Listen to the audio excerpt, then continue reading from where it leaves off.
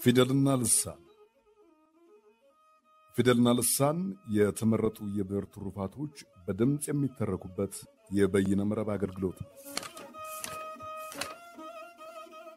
ዘወትር ቅዳሜ ረፋድ ላይ በዚህ አድራሻ ይደመጣል። ከኢትዮ ቲዩብ ጋር በመተባበር የቀረበ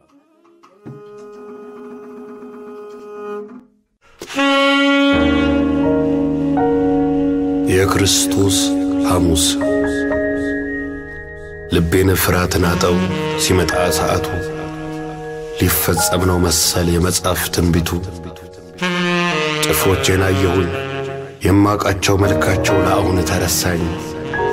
ማን ይሆን ባልንጀር አሳልፎ ሰጪ ዛሬስ የሚስመኝ? ጨነቀኝ ጭንቀቴ ጠፋብኝ ጸሎቱ የምሸቀጥበት የምተመንበት ሲመጣ ሰዓቱ። የለም ይህ አይሆንም ማሰኘኝ ማለቱ።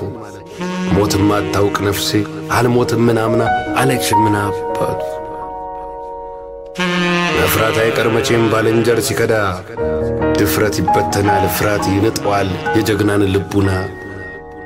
ይረዝማል ይቆማል ከዘላለም ያልፋል ደቂቃው መጥቶብኝ መሳም ይናፍቃል። የበተንኩት ቃላት ሰው ላይ ያረፉቱ መሞቻዬ ደርሶ አልፎ ሳስታውሰው እስኪ ስመኝ ድረስ እንኳን ሊያበረቱኝ ሊያቆሙኝ በጽናት እንባዬ ይመጣል ያልኩትን ሳስታውስ። ሊፈጸም ነው በኔ የክርስቶስ ሐሙስ። ትክክለኛው ነው ጊዜው ነው ማማቱ። ተሰናድቷል ጦሩ ይሄኛው ነው ወቅቱ። የሚተወንበት ቁርጠኛው ተዋናይ ክርስቶስነቱ። ልቤን ፍርሃት ዋጠው ሲመጣ ሰዓቱ ሊገለጥ ነው በኔ የመጽሐፍ ትንቢቱ።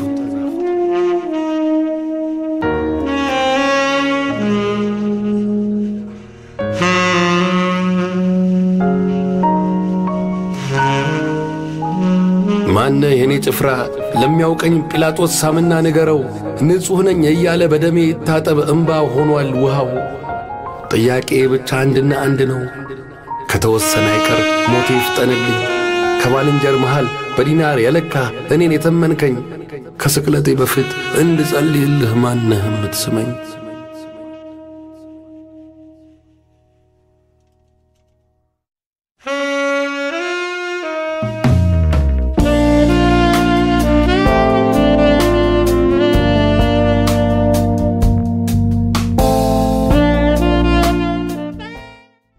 እንዴት ሰነበታችሁ ውዶቻችን? ይህ ፊደልና ልሳን ነው። የተመረጡ ሰሞነኛ የብዕር ትሩፋቶችን የምትሰሙበት የኢትዮ ቲዩብ መሰናዶ። የዛሬ ውሏችን የተጀመረው በደምሰው መርሻ ታዋቂ ግጥም የክርስቶስ ሐሙስ ነው። በድጋሚ ስለተገናኘን ደስ ብሎናል። እንዝለቅ።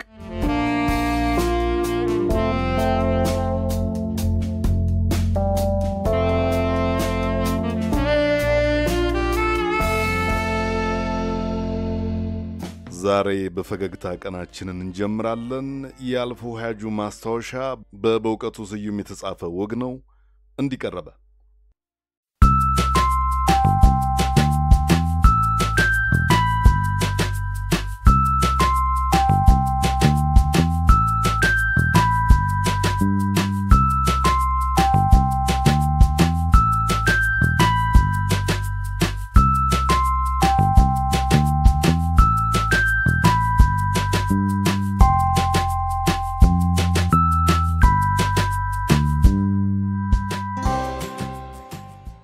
አሪፍ የፍቅር ግጥም ጽፌ ለመለጠፍ አስቤ ነበር። ግን ብለው በሰራው እኔም ምልሽ ውዴ ከሚለው ቃል ውጪ ጠብ ሊልልኝ አልቻለም። እኔም ምልሽ ውዴ ብለው ሳይጀምሩ ስለ ፍቅር መጻፍ አይቻልም እንዴ? አንዳንድ ባልንጀሮቼ በውስጥ መስመር ይህን ድብርታም ዘመን እንዴት እያሳለፍከው ነው ምናምን እያሉ ይጠይቁኛል። ለጊዜው ቲቪ በማየትና አካላዊ እንቅስቃሴ በማድረግ ለማሳለፍ እየሞከርኩ ነው። ብዙ ጊዜ የመንግስትን ቲቪ ዜና ስከታተል የጋዜጠኛውን አማርኛ ወደ ራሴ አማርኛ በመመለስ ወደ እውነታው ለመድረስ ጥረት አድርጋለሁ። ለምሳሌ ጸጥታ አስከባሪ የሚለውን ቃል ጸጥ የሚያሰኝ ንግግርን አዋርዶ ጸጥታን የሚያከብር ታጣቂ በሚል ተረጉመዋለሁ። ማረሚያ ቤት እስረኛ እንደ አረም የሚታረምበት ቤት። አርብቶ አደር፣ ደከመኝ ሰለቸኝ ሳይል ልጅ የሚያስወልድ ገበሬ። አንዳንድ የአዲስ አበባ ነዋሪዎች፣ አንዳንድ የአዲስ አበባ አስነዋሪዎች ችግሩን ለመፍታት በሂደት እየተንቀሳቀስን ነው፣ ችግሩ ከአቅማችን በላይ ነው እንደማለት ነው። ገለጹ፣ ተቀደዱ፣ ወዘተረፈ። ዲሼ ላይ ርግብ ጎጆ ሰርታበት ስለተበላሸ አልፎ አልፎ ጎረቤት እየሄድኩ የቃና ቲቪን እሾፋለሁ። ፊልሙን ከማይበት ይልቅ ባልና ሚስቱ በፊልሙ ምክንያት በተጣሉ ቁጥር በመገላገል የማሳልፈው ጊዜ ይበልጣል። በቀደም ዕለት ሶፋው ላይ ተደርድረን ፊልም እያየን ሚስትየዋ ወይኔ ኦማር ዛሬ ደግሞ እንዴት አባቱ እንደሚያምር ስትል ባል ድል በተመታ ድምፅ አሁን ይሄ መጥረቢያ ፊት ምኑ ያምራል ብሎ ቀወጠው። ሚስት ምን አለች? ኦማርን የሚመስል መጥረቢያ ቢኖር ኖሮ ዛፎች በቆረጣ ሳይሆን በፍቅር ይወድቁ ነበር። ኧረ ሴቱ እንዴት ይፈላሰፋል ጎበዝ። ለዚህ አባወራ ኢትዮጵያ ሶሪያ ትሆናለች የሚለው ስጋት የኦማርን ፊት ያክል አያስጨንቀውም። አካላዊ እንቅስቃሴ አድርጋለሁ ያልኩት እንኳ ስቀድ ነው። በእርግጥ አሜሪካ እያለሁ ረጅም ዕድሜ ለመኖር ስል በዓመት 2 ሩጫለሁ። የመጀመሪያው ፋሲል ደሞዝ በጥቁር ማጅራት መቾች በተደበደበ ማግስት አምሽቼ ወደ ቤቴ ስመጣ መታጠፊያው ላይ ግብዳ ጥቁር አይቼ የሮጥኩት ሩጫ ሲሆን ሁለተኛውን ረስቼዋለሁ። በማግስቱ ሳጣራ መታጠፊያው ላይ ቆሞ ያስቦካኝ ነገር ወይንም ኒገር የማልኮልም ኤክስ ሐውልት ኖሯል። አሜሪካ ውስጥ ሩጫ ቢያምርህ የሩጫ መንገድ አለልህ። ሳይክል ቢያምርህ የሳይክል መንጃ መንገድ አለልህ። ቀዘፋ ቢያምርህ ሐይቁ በየደጁ አለልህ። አይ ሰው ከአሜሪካ ወደ ኢትዮጵያ ይሰደዳል። አዲስ አበባ ውስጥ ሳይክል አይመርህ እንጂ ካማረህ አውሮፕላን ተሳፍረህ ወደ ባህር ዳር መሄድ አለብህ።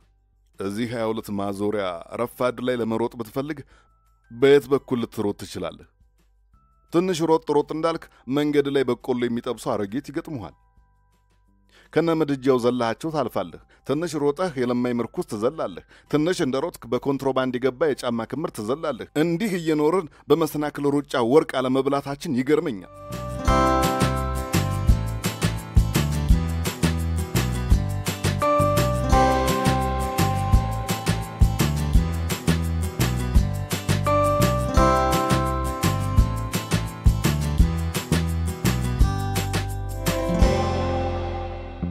በእኛ ሰፈር በኩልነት ተፈጥረው በኩልነት እንዲኖሩ የተፈረደባቸው ብዙ ብሔረሰቦችን እናገኛለን።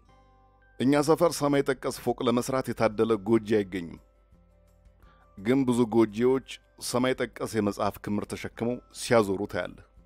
የአዳም ረታን ግራውንድ +1 ልቦለድ ተሸክመው አዲስ አበባን በእግር ማካለል ምን ያህል ከባድ እንደሆነ አስበው። እንኮኮ የማለት እድሉ ባይኖረኝም ራሱ አዳም ረታ የመጽሐፉን ያክል የሚመዝን አይመስለኝም። ለነገሩ ይህን ሁሉ የሚያናግረኝ ኮምፕሌክስ ሳይሆን አይቀርም። አንባቢ ሆይ የኔ 5 መጽሐፎች ተደምረው የአዳም 1 ምዕራፍ በመጠን ሲበልጣቸው ዝም ብዬ የማይ ይመስልሃል? እኛ ሰፈር ያሉ ብዙዎቹ ፎቆችና ቢዝነሶች የሙስና ውጤቶች ናቸው ይባላል። እንዲሁም የኛ ሰፈር መንግስታዊ ሀብታሞችን ቅሌት አንድ 30 ቀር በዘከዘክ ደስ ይለኝ ነበር። ይሁን እንጂ ሀብታሞቹን ጉድ በዘከዘኩ ማግስት በ22 ማዞሪያ ኮንዶሚኒየም 2ኛ ብሎክ ላይ በትናንትናው ምሽት ምንነቱ ባልታወቀ ምክንያት በተነሳው እሳት ቃጠሎ በሰውና በንብረት ላይ ጉዳት ደረሰ። በጭስ ታፍነውና ተረጋግጠው ለህልፈት ከተዳረጉት ሰዎች መካከል በእውነቱ ስዩም የተባለ ተከራይ ይገኝበታል። በዚህ አጋጣሚ መንግስት ስለደረሰው የንብረት ውድመት የተሰማውን ልባዊ ሐዘን ይገልጻል የሚል ዜና ለመስማት እንደማትፈልጉ ስለገባኝ ትቼዋለሁ። አድርገውና እኔ ቤት ውስጥ እሳት ቢነሳ የእሳት አደጋ መቆጣጠሪያ ግብረ ኃይል ደውዬ የምጠራ አይመስለኝም። ከነበልባሉ አምልጬ ብሮጥ እንኳን የእሳት አደጋ መኪናው እስከ ፒያሳ ባሮ የሚገጨኝ ይመስለኛል። እኛ ሰፈር ከመንግስት ጋር ሳይሞዳሞድ ሚሊዮነር የሆነ ሰው ቢኖር ሙሳ ብቻ ነው። ሙሳ ከሊስትሮነት ተነስቶ እንዴት የ5 ኮከብ ሆቴል ባለቤት እንደሆነ መተረክ ለአንባቢ መነቃቃት የሚፈጥር ይመስለኛል። ሙሳ ጫማ እየቀባ 10 ዓመት ሰርቷል። አንድ ቀን የናይጄሪያ አምባሳደር ለሙሳ በርሚል እግሩን አሳልፎ ሰጥቶ ጫማ እያስቀባ በመንገድ የሚያልፉ ቆነጃጅቶችን ፈዞ ሳይቆይቶ በዶላር የተሞላ ሳምሶናይቱን ረስቶ ሄደ። ሙሳ ሳምሶናይቱን ይዞ ከአካባቢው ሽላላ ይባላል ከሁለት ዓመት በኋላ ይሄው መለስተኛ ሆቴል ከፍቷል። ሙሳ ሆቴሉን የመለስ ራዕይ ሆቴል ብሎት ነበር። ባለፈው አመጹ ሲበረታ የሆቴሉን ስም የዮሐንስ ራዕይ ተብሎ እንዲቀየርለት ማመልከቻ አስገብተዋል ይባላል። በነገራችን ላይ እኛ ሰፈር ፊት አውራሪ አመድ ለማያለሙት ጫካ አለ። መንግስት ጫካው ላይ 1-2 የጽድ ችግኞችን ጣል ካደረገበት በኋላ የመለስ ፓርክ ብሎ ሰይሞታል። በፓርክ ውስጥ የቆመው የመለስ ሐውልትን ባየው ቁጥር ሳቂ ይመጣል። መለስን በሁለት ባህር ዛፎች መሃል ቆሞ ስታየው ይሁን የደበረው ደን ጠባቂ ነው የሚመስለው። ከፓርኩ ፈንጠር ብሎ ባለው አውራ ጎዳና ዳር የቆሻሻ ከረጢት ካብ ተዘርግቶ በ22 ማዞሪያና በካዛንቺስ መካከል የበርሊን ግንብ ሰርቷል። የመጀመሪያ ቀን ሽታውን ስላልቻልኩት አፍንጬና አፌን አፍኜ ወደ ቤት ሸሸው። ምስጋና ለአዲስ አበባ ከንቲባ ይሁን የሰው ልጅ አፍና አፍንጫ ለ20 ደቂቃ አፍኖ በህይወት መቆየት የሚችል ፍጡር መሆኑን ተረዳው። ከ3 ቀን በኋላ በቦታው የተለመደው መጥፎ ሽታ ሳይሸተኝ ቀረ። አሃ ከሰንዳፋዎች ጋር ተደራድረው ቆሻሻውን አስወግደውታል ማለት ነው ብዬ ዞርኩኝ። የቆሻሻውን ካብ በነበረበት ቦታ አየሁት። ለካስ የተወገደው ቆሻሻው ሳይሆን የማሽተት ችሎታ ይኖራል። ባለፈው እነ ጀዋር መሐመድ የሚላስና የሚቀመስ ወደ አዲስ አበባ እንዳይገባ የገበያ ማዕቀብ ጥሪ ማስተላለፋቸው ይታወሳል። አዲስ አበባስ ምኑ ሞኝ ነው? አስቀድሞ 10 ኩንታል አስፈጭቶ ፍሪጁንም በመብልና በመጠጥ ሞልቶ ሲጠብቅ ስለነበረ የአብዮቱን ሂደት በፌስቡክ መከታተሉን ቀጠለ። የቀበው ጫና የተጫወተብን እኔና ቢጤዎችን ነው። በቀደም ለት የሆነ ምግብ ቤት ገባውና መሳዘዝኩ። እንጀራው ከመሳሳቱ የተነሳ ተች ስክሪን ነው። በልቼ ጨረስኩ። አስተናጋጁ 150 ብር እንድከፍል ፈረደብኝ። ምን ጉድ መጣ? ትናንት ከማርቆስ ተሳፍሬ ስመጣ ፍቼ ላይ ምን የመሰለ ምስር ወጥ በ25 ብር በልቻለሁ አልሁት በምሬት። አስተናጋጁ ቱግ ብሎ ምን መለሰልኝ መሰላችሁ? እና ሁኔታው እስኪረጋጋ ድረስ ለምን ፍቼ እየሄድክ አትበላ?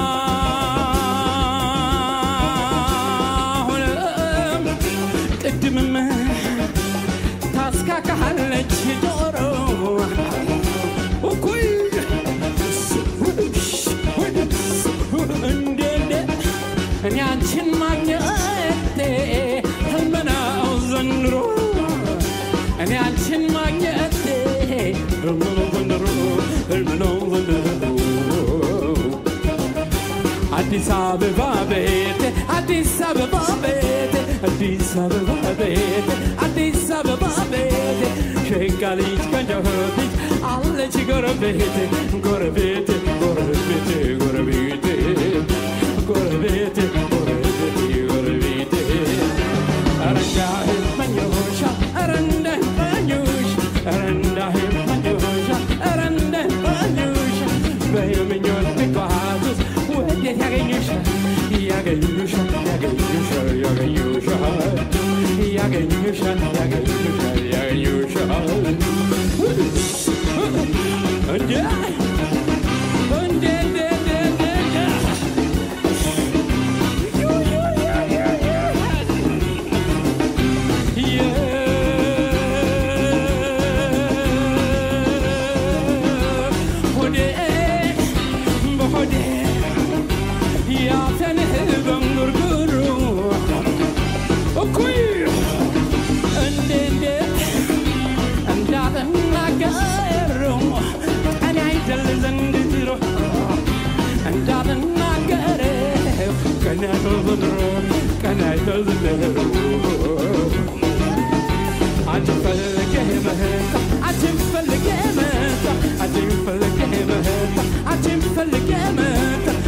Galij konjo safare machata machata hoy machata hoy machata machata hoy machata hoy machata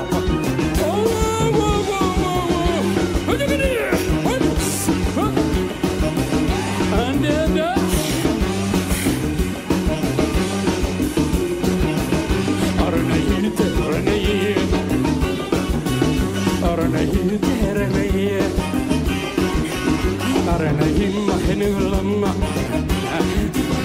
أرني تهرني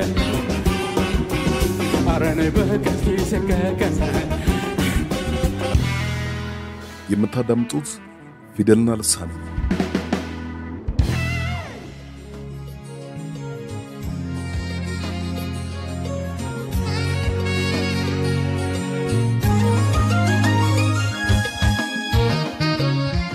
ወዲያባውን ያሬድ ያወጣዋል አገሬ ኢትዮጵያ መልካምሽ ይወራ ምድርሽ አየራ ፍዳና መከራ ልጆችሽ በሙሉ በክብርሽ እንኩራ ልጆችሽ በሙሉ በክብርሽ እንኩራ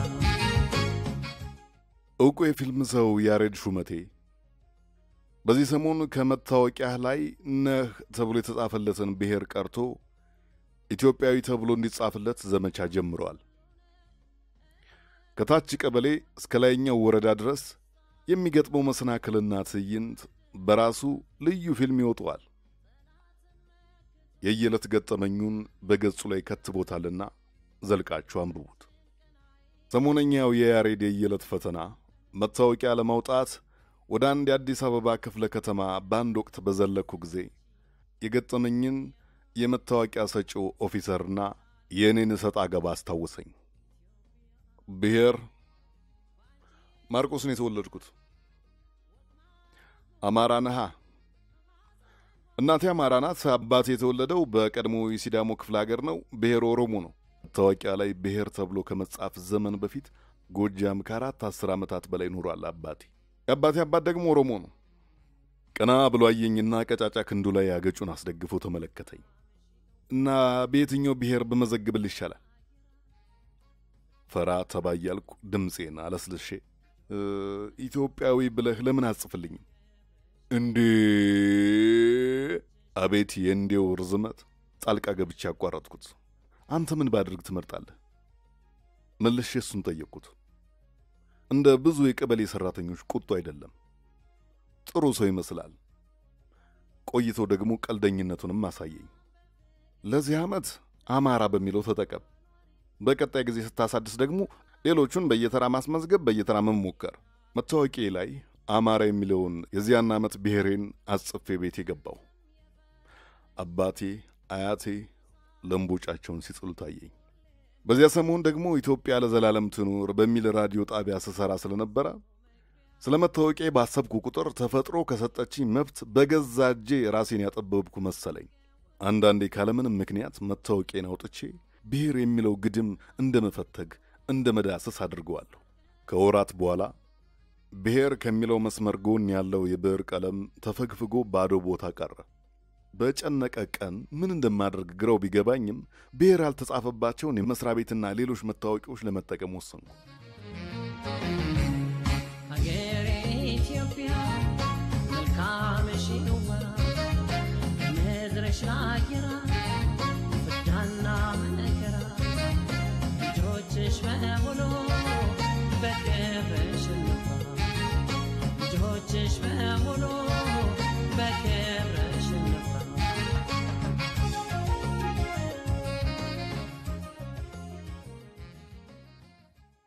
የባጉናይቱ ማርያም ስታወጣኝ ብሔሬን የሚያስጠይቅ ሌላ ዙር ፍጥጫ ከዚያ ወዲህ ገጥሞኝ አላውቅም። የተወለድኩበት ቦታና ውልደቴን ወደዋለሁ።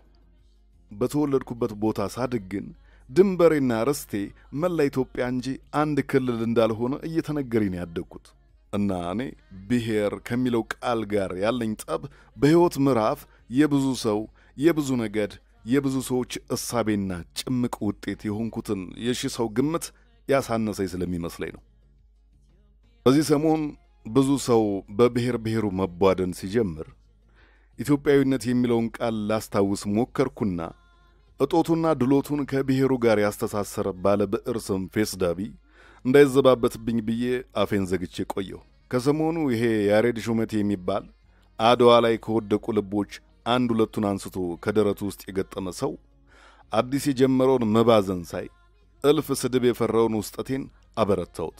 ያሬድ እንዲቀና ጸልያለሁ። ክፍት የተውኩት ቦታ ላይ እኔም ኢትዮጵያዊ ብዬ ለመጻፍ ናፍቃለሁና ይህ ሁሉ ነገር በህዝቦች ላይ እየደረሰ ያለውን እልቂት የብሔር ጫጫታ ነው ብለህ ለመሸሽ ነው ወይ ስትሉ ሰማችሁ ልበል? ጥሩ ጥያቄ ነው። ለመልሱ ካፋስከፋች ወግ ተራኪዎች አንዱ ወደ ሆነው ዘነበ ወላ ወስዳችኋለሁ። አንድ ቀን ከደራሲና ጋዜጠኛ ዘነበ ወላ ጋር ለአንድ የቴሌቪዥን ትርኢት ቀረጻ ተገናኝተን ስናወጋ ለዘላለም የማረሰው አረፍተ ነገር ተናገረ። የተጠቃ ሁሉ ወገኔ ነው፣ ከተጠቃው ጋር ደግሞ ሁሌም እቆማለሁ አለኝ፣ ደረቱን በመዳፎቹ እየደበደበ። ቃላት ጭንቅላት ውስጥ የሚነቀሱ ቢሆን እኒህ ቃላት ከናላይ ግድግዳ የሚታጡ ባልነበሩ። ባጭሩ ኢትዮጵያዊ ተብዬ መጠራት እፈልጋለሁ። የተበደለ ሁሉ ግን ወገኔ ነው፣ ከተጠቃው ከተበደለው ጋር ሁሌም እቆማለሁ። በዳይና ተበዳይ በእያንዳንዱ ብሔር ውስጥ እንደ ጥጥ ፍሬ የተደበቁ ጉጦች መሆና ደግሞ አልዘነጋም። አይረቤነትንም ሆነ ጀግንነትን ለአንድ ብሔር ማሸከሙ የማይዋጥልኝና መቼም የማልቀበለው ብሂል ነው። ኢትዮጵያዊ ነኝ፣ ለመወገር ዝግጁ ነኝ። ደህና ዋሉ ምርጦቹ።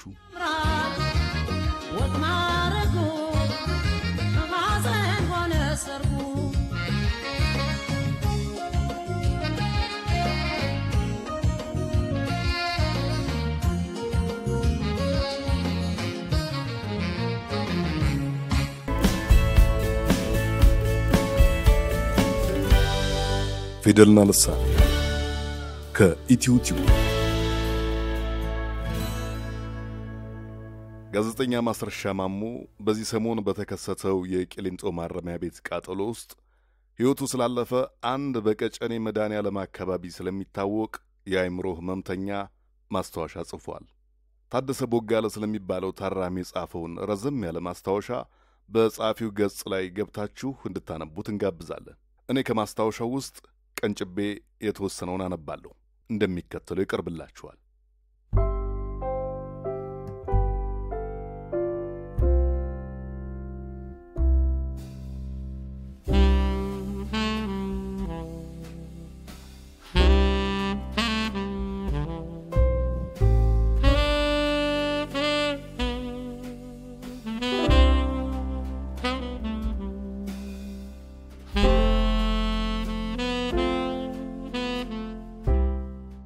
ታዴ የቂሊንጦ የእሳት ሰለባ መሆኑን እንደሰማሁ ስልክ የደወልሁት ወደ ተስፋለም ወልደየስ ነው። ታዴ በቂሊንጦ ይታወስባቸው የነበረባቸውን የተለያዩ ነገሮች ተስፋለም እያስታወሰ ተርኮልኛል። ታዴ በቂሊንጦ የዞን 3 ታራሚ ነው። በእስር ቤት ውስጥ ካሉት ታዋቂ ሰዎች አንዱም ነው። የታዴ ሕይወት በቂሊንጦ አሳዛኝም አንዳንዴ ደግሞ ፈገግታንም የሚያጨርም ነው። ምናልባት ከቀጨኔ ቀጥሎ ቂሊንጦ ሁለተኛዋ የውቅና ሰፈሩ ሳትሆን አትቀርም። ቀጨኔ ታዴን እብዱ ስትለው የቂሊንጦ ታራሚዎች ደግሞ ለታዴ የቀጨኔ መጠሪያው በሆነው ቅጽል ስም ይጠሩታል። ታዴ ሞረቴው ይሉታል። ይህን ስም የሰጡት ታዴ ሞረቴው የሚል ቃል በተደጋጋሚ ስለሚጠቀምበት ነው። በመሰረቱ ሞረት የሚባል በሰሜን ሸዋ ውስጥ የሚገኝ ቦታ ቢኖርም እዚህ አካባቢ የሚኖሩ ሰዎች ቡዳ ናቸው ተብለው ስለሚጠሩ የሚኖሩበት ሰፈር ስም ሳይቀር የቡድነት መገለጫ ተደርጎ እየተወሰደ ሞረቴነት የማንነት መወከያ ሲሆን ይታያል። ታዲያ ይህን ቃል ደጋግሞ ለምን እንደሚጠራው ለማወቅ ግድ ሳይካትሪስት መሆን ሊያስፈልገን ይችል ይሆናል። ይህን ለጊዜው ወደ ጎን እንተወው። ተስፋለም ወልደየስ ከማይረሳቸው ሁነቶች አንድ ቀን ጠዋት የቂሊንጦ ግቢ ታዴ ታዴ ታዴ በሚል ጩኸት የተናጋበትን ነው። ጩኸቱ የተስፋለምን ትኩረት ስለሳበው ወደ ውጭ ወጥቶ ምን እንደተፈጠረ ለማወቅ ብቅ ይላል። የተፈጠረው ብዙ የሚያስደንቅ ጉዳይ አይደለም። ያ ሁሉ ሁካታና ጩኸት ታደሰ በማይክሮፎን ትፈለጋለህ ተብሎ ስለመጠራቱ ነበር። ለአብዛኛው እስረኛ ታዴ እንደ ሰው ሊጠራ የማይችል ነው የሚል እንድምታ ያለው ይመስላል። ተስፋለም ታዴን እንዲህ ተርከዋል።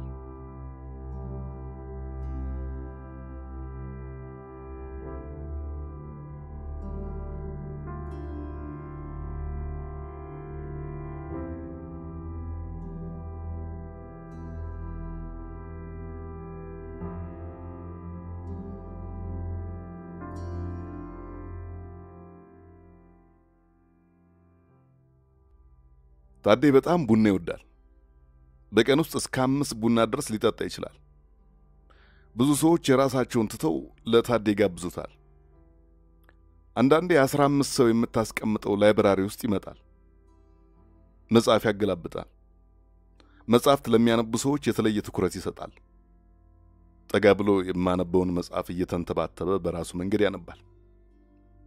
ዘወትር ጎትቶ የሚያወጣቸው የካታሎግ መጽሐፍትን ነው። አንደኛው መዘዝ አድርጎ እንደሚያነብ ሰው ይሆናል። እንደማያነብ የምታውቀው ገጾቹን ቶሎ ቶሎ በላይ እየደጋገመ ሲገልጻቸው ነው። ሌላው ትዝ የሚለኝ ነገር 3ቱን የጸሎት ቤቶች በየጊዜው የሚጎበኘው ብቸኛ ሰው ታዴ ነው። ወደ ኦርቶዶክስ፣ ወደ ሙስሊም እና ወደ ፕሮቴስታንት የጸሎት ቤቶች ያለ ከልካይ ዘው ብሎ ይገባል። ማንም ምንም አይለውም። ትንሽ የመቆየት ትዕግስትና ባህሪ ያየሁበት የኦርቶዶክስ ጸሎት ቤት አካባቢ ነው። ስለ ታዴ ሳስብ ነፍሱ የምትገባበት አጣ ቀን ሙሉ የምትናውዝ ይመስለኛል። ታዴን ረፍት የሚነሳው ይበዛል። የትም ቦታ ላይ ለአፍታ ያለ ጎንታ የተረጋግቶ መቀመጥ አይችልም። ብዙ እስረኞች ዝም ብሎ ቁጭ ካለበት ይቀሰቅሱታል፣ ይቆሰቁሱታል። ልብሱን ከኋላ ይጎትቱበታል፣ ሲታገል ይቀደድበታል። ጥሏቸው መሸሽና መሄድ ይፈልጋል። ነገር ግን ካንዱ ሲላቀቅ ሌላው ይቀበለዋል። ታዴ አንዳንዴ ቱቱዬ ዱዱዬ እያለ ያንጎራጉራል። አንዳንዴ ደግሞ በድንገት የድሮ ዘፈኖችን ይዘፍናል። እሱ ሲዘፍን በ1960ዎቹና 70ዎቹ የሬዲዮ ፕሮግራሞች ላይ ይደመጡ ወደ ነበሩት ትዝታዎች ውስጥ በቃ እንድትገባ ይጋብዝሃል። ግን ጀምሮ አይጨርሳቸውም። ከጓደኞቼ ጋር በተደጋጋሚ ተገርመን ከምንወያይበት ነገር አንዱ እንዴት ጤናማና አእምሮ ህሙማን ባንድ ላይ እንዲታሰሩ ይደረጋል የሚለውን ነበር። ከመገረም ባለፈ መልስ ያላገኘንለት ጥያቄ ነው። ታዲያ በቂሊንጦ ታዴ እንዲህ ብሎ ታዴ እንዲያ ብሎ ሲባል መስማት የተለመደ ነው። ልክ አለቃ ገብራና እንዲህ ብለው እንዲያ ብለው እንደሚባለው አይነት። ታዴ እንዲህ ብሎ የሚለውን የተለየ ያደረገው ወደ ፍርድ ቤት በሄደ ቁጥር ከዳኞች ጋር የሚመላለሰው ነገር የብዙዎችን ቀልብ ስለሚስብና ይባላል ተብሎ የማይጠበቅ ነገር ስለሚል ነው። ዳኞቹ ታዴን ጥያቄ ሲጠይቁት በተደጋጋሚ ከሚመልሳት መልስ አንዷ እናትህ እንደዚህ ትሁን የምትል ናት። ይሄ ለአብዛኛው የቂሊንጦ ታራሚ የሳቅ ምንጭ ነው። ታዴን እንደ ስሪት የሚጠቀሙበት ብዙ ናቸው። በየምክንያቱ እየጎነተሉ ከአቅሙ በላይ ሲሆን በቃ የሚፈልግ ይግጠመኝ በሚል አይነት ሕፃን ልጅ በካራቲ እንደሚወራጨው ሜዳ ላይ ሲወራጭ ብዙዎቹ ድርጊቱን እንደ ትርኢት በመቆጠር ከቦ ይመለከቱታል ይላል ተስፋለም።